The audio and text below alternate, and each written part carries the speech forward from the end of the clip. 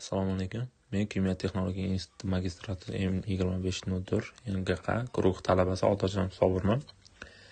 Mening magistrlik dissertatsiyam mavzusi bu neft va gazni qayta ishlashda chiqindi gazlarni absorpsion usullari yordamida tozalashni takomillashtirish. Ushbu mavzu bugungi kunda ekologik muammolarni kamaytirish va sanoat chiqindilarini qayta ishlash samaradorligini oshirishda juda dolzarb hisoblanadi. Bizga ma'lumki, neft va gazni qayta ishlash korxonalarida atmosferaga chiqayotgan chiqindi gazlar tarkibida zararli komponentlar karbon oksidi, oltin gugurt birikmalari va azot oksidlari mavjud.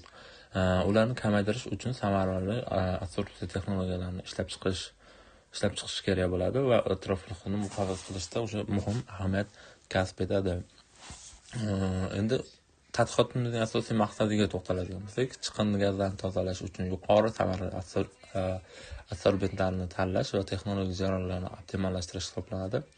Endi asosiy vazifalarimiz bunda mavjud absorbentlarning xususiyatlarini o'rganish, yangi materiallar asosida takomillashtirilgan usul ishlab chiqish hamda tozalash samaradorligini tajriba yo'li orqali aniqlashdan iborat bo'ladi. Tadqiqotimiz obyekti o'sha neft va gazni qayta ishlash korxonalarida hosil bo'ladigan chiqindi gazlar hisoblanadi. Predmetimiz esa ularni absorpsiya yo'li bilan tozalash jarayoni. Endi gipotezamizga to'xtaladigan bo'lsak, o'sha agar chiqindi gazlarni tozalashda faollashtiriladigan ko'mir, zeolit va yoki o'sha nanomateriallar asosida tanlangan yangi absorbentlardan foydalanilsa, tozalash samaradorligi sezilarli darajada oshishi mumkin.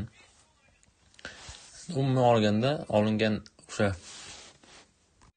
endi amaliy ahamiyatiga to'xtaladigan bo'lsak, olingan natijalar neft gaz sanoat korxonalarida chiqindi gazlarni ekologik me'yorlarga mos ravishda tozalash hamda o'sha energiya tejamkorlik texnologiyalarini joriy etish va atmosferaga zararli moddalarning chiqishini kamaytirishda o'sha qo'llashimiz mumkin.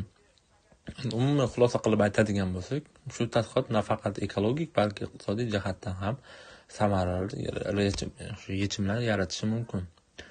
Rahmat, e'tibor